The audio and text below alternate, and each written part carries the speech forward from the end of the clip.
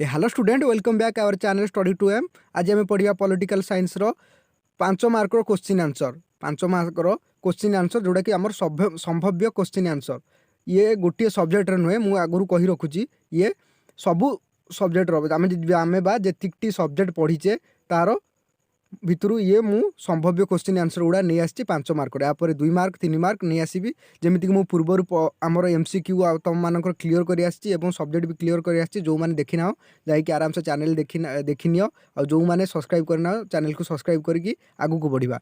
तो प्रत्यक्ष गणतंत्र कौन? प्रत्यक्ष गणतंत्र कौन? जो सरकार रे प्रत्यक्ष साबालक नागरिक प्रत्यक्ष भाव में सक्रिय अंशग्रहण करती ताहाकू प्रत्यक्ष गणतंत्र कहुए। ये रहिला तुम 2 मार्क क्वेश्चन आंसर बा 1 मार्क क्वेश्चन आंसर। प्रत्यक्ष गणतंत्र कौन? जो सरकार रे प्रत्यक्ष साबालक नागरिक प्रत्यक्ष भाव में अंशग्रहण करती ताकू प्रत्यक्ष गणतंत्र कहुए। ठीक अच्छे। प्राचीन ग्रीस नगर और रोमान राज्य गुड़िक प्रत्यक्ष गणतंत्र प्रचलित थिला। वर्तमान स्विट्जरलैंड रे 5टी कैंटन रे प्रत्यक्ष गणतंत्र लेंसी जे मेनेड संस्था माध्यम रे कार्य करुछि। अवशिष्ट 20टी कैंटन रे गण मतामत ग्रहण और गण उद्योग व्यवस्था माध्यम रे अधिक जन अंशग्रहण पाई सुविधा सृष्टि करा जाउथिबारु स्विट्जरलैंड को आधुनिक पृथ्वीर प्रत्यक्ष गणतंत्र देश बोली कहा जाए। तो प्रत्यक्ष गणतंत्र कौन जानिलो? प्रत्यक्ष गणतंत्र है सरकार रे प्रत्यक्ष साबालक नागरिक प्रत्यक्ष भाव अंशग्रहण बा सक्रिय अंशग्रहण करती ताकू प्रत्यक्ष गणतंत्र कहुए। ये तुम गोटे क्वेश्चन डाउट क्लीयर है। और सेकेंड क्वेश्चन रहा आमर प्रत्यक्ष गणतंत्र कौटी प्रचलित अच्छी प्रत्यक्ष गणतंत्र कौटी प्रचलित अच्छी से क्वेश्चन आंसर या भितर अच्छी से क्वेश्चन आंसर वर्तमान स्विट्जरलैंड रे प्रत्यक्ष गणतंत्र प्रचलित अच्छी। केतेटी कैंटन रे प्रचलित अच्छी? 20टी कैंटन रे 5टी कैंटन रे प्रत्यक्ष गणतंत्र वर्तमान चली। तो समस्त प्रत्यक्ष गणतंत्र क्लियर मन रही कौन कौच मन रहा एग्जाम पाखे आस आराम से मन रख।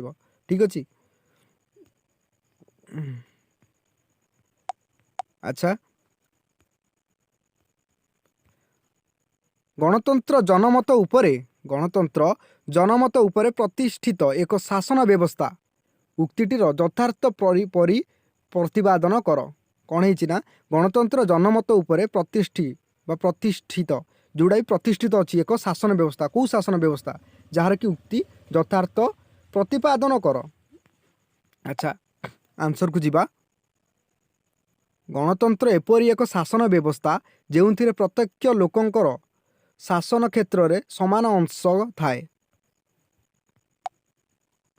पुणी थे कही रोचे 2 नंबर क्वेश्चन 1 नंबर क्वेश्चन तुम मानकर गणतंत्र एपरी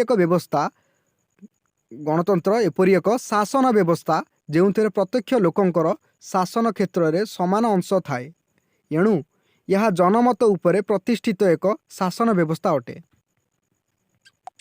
यह लोकमानकर निजर शासन संस्था होइथिबारु सेमानक समर्थन सह शासन कार्य चलाइबाकू दायित्व विकास पथरे सुगम करिथाए। वर्तमानर गणतंत्र परोक्ष बा प्रतिनिधिमूलक अटे एणु प्रतिनिधि निर्वाचन आरंभ करी सरकार प्रतिष्ठा और निर्धारण और शासनर दायित्व रक्षा इत्यादि प्रत्येक क्षेत्र में जनमत ही मुख्य भूमिका अंशग्रहण करिथाए। एणु गणतंत्र रे जनमत गुरुत्व यथेष्ट अधिक अटे। जनमत ही गणतंत्र शासन मूल भित्ति।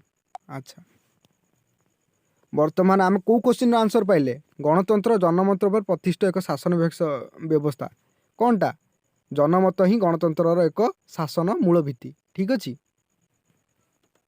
जो मैंने खातार नोट करने को चाहूँ तले डिस्क्रिप्शन में लिंक अच्छी जाई टेलीग्राम रे जॉइन कर। टेलीग्राम रे मु पीडीएफ दे देइछि खाली ये विषय नुह समस्त विषय मध्य मु पीडीएफ दे देइछि जहाँ फल तुम सहज डाउनलोड करी खातार नोट करी एग्जाम पे प्रिपरेशन हो पारिबो।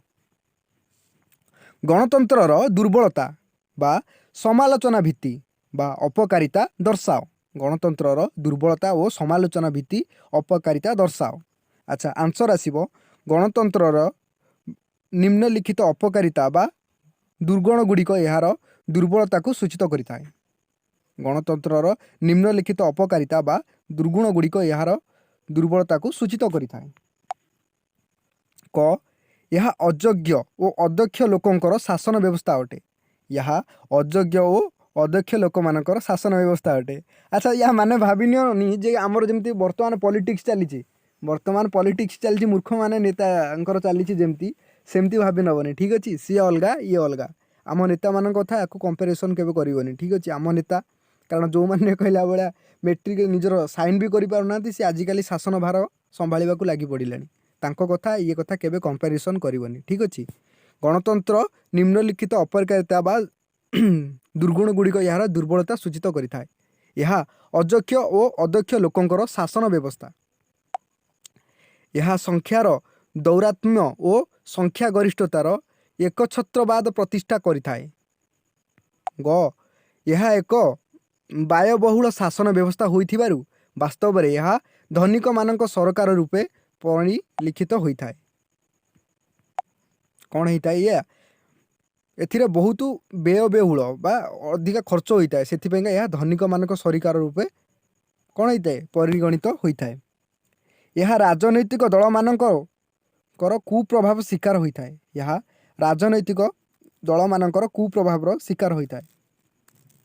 हुआ यह सर्वदा परिवर्तनशील जनमत उपरे निर्भर करुथिबारु सरकार दुर्बलता और अस्थिर होई कौन अस्थिर होता है। ठीक अच्छे गणतंत्रर सामर्थ्य बा उपकारिता। गणतंत्र आम कौन फायदा पाऊे उपकारिता कौन पाऊे सामर्थ्य से कौन करि परिबो। ठीक अच्छे निम्नलिखित उपकारिता गुड़िक गणतंत्र सामर्थ्य रूपे परिचित। कौन लिखाई आस क गणतंत्र लोक मानकर सरकार होइथिबारु यह लोक मानक स्वार्थ रक्षा पई कार्य करे। गणतंत्र लोक मानकर सरकार होइथिबारु यह लोक मानकर स्वार्थ रक्षा करिबा पई कार्य करे। यह समानता और स्वतंत्रता और न्याय उपरे प्रतिष्ठित अटे। यह समानता और स्वतंत्रता न्याय उपरे प्रतिष्ठित अटे। ग यह जनमत और जनसमर्थन उपरे प्रतिष्ठित एक दृढ़ शासन व्यवस्था अटे। ग यह जनमत और जनसमर्थन उपरे प्रतिष्ठित एक दृढ़ शासन व्यवस्था अटे। घ यह लोकमानक स्वार्थ दृष्टि लोक प्रतिनिधि द्वारा आईन प्रणयन करुथिबा शासन व्यवस्था। जनसाधारण बलिष्ठ आस्था और अनुग्रत प्राप्त होता है। यह राजनैतिक शिक्षा और तालीम प्रदान करी नागरिक राजनीतिक सचेतनताशील को अधिक जागृत करिथाए। ठीक अच्छे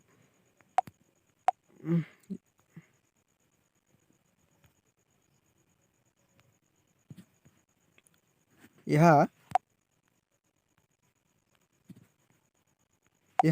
भारत अच्छा गोटे गोटे एक नंबर क्वेश्चन ऐड कर देछि तादे टिके चेक करि नियो। ठीक अछि एक नंबर क्वेश्चन गोटे ऐड कर देछि। भारत संविधान रे अवशेष क्षमता काहाकू दिया जाइछि। भारत संविधान रे अवशेष क्षमता काहाकू दिया जाइछि। सठिक आंसर हबो भारत संविधान रे अवशेष क्षमता केंद्र को दिया जाइछि। काहाकू केंद्र को दिया जाइछि। भारत रे संघीय व्यवस्था किए प्रथमे प्रतिष्ठा करथिले। भारत रे संघीय व्यवस्था किए प्रथमे प्रतिष्ठा करथिले। किए करथिले भारत रे संघीय व्यवस्था प्रथमे मेंटगू चेम्सफोर्ड प्रतिष्ठा करथिले। काहींकि एक संघीय राष्ट्र अटे भारत। काहींकि एक संघीय राष्ट्र अटे भारत। काहींकि एक संघीय राष्ट्र अटे। भारत रे संघीय राष्ट्र समस्त उपादान यथा लिखित और अनमय संविधान और केंद्र और राज्य स्तरीय दुई सरकार और सेमानंक मध्यर संविधान द्वारा क्षमता बंटन द्विसदनीयता और कौन निरपेक्ष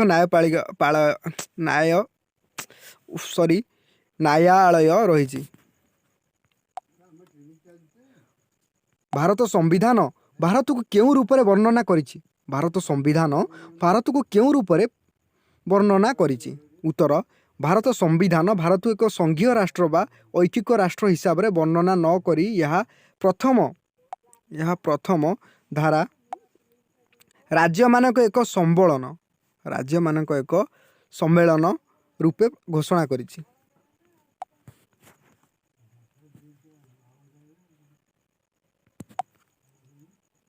ବ୍ୟବସ୍ଥାପିକା ସମ୍ପର୍କ କ୍ଷେତ୍ରରେ କେନ୍ଦ୍ର କାହିଁକି ଅଧ୍ୟକ୍ଷ କ୍ଷମତା ଉପଭୋଗ କରେ? ବ୍ୟବସ୍ଥାପିକା ସମ୍ପର୍କରେ କେନ୍ଦ୍ର କାହିଁକି ଅଧିକ କ୍ଷମତା ଉପଭୋଗ କରେ? 5 ନମ୍ବର କ୍ୱେଶ୍ଚିନ୍, ବ୍ୟବସ୍ଥାପିକା ସମ୍ପର୍କରେ କେନ୍ଦ୍ର ପାଟିରେ ପଶୁନାହିଁ, ଇଗ୍ନୋର କରିବ, ଠିକ୍ ଅଛି। ବ୍ୟବସ୍ଥାପିକା ସମ୍ପର୍କରେ କେନ୍ଦ୍ର କ୍ଷମତା ଉପଭୋଗ କରେ କାରଣ କେନ୍ଦ୍ର ତାଲିକା ପରି ଏକ ବହୁତ ତାଲିକା ବିଷୟରେ ଉପରେ ଆଇନ ପ୍ରଣୟନ ବ୍ୟାପକ ତଥା ଏକକ କ୍ଷମତା କେନ୍ଦ୍ରୀୟ ସଂସଦ ଉପଭୋଗ କରୁଛି।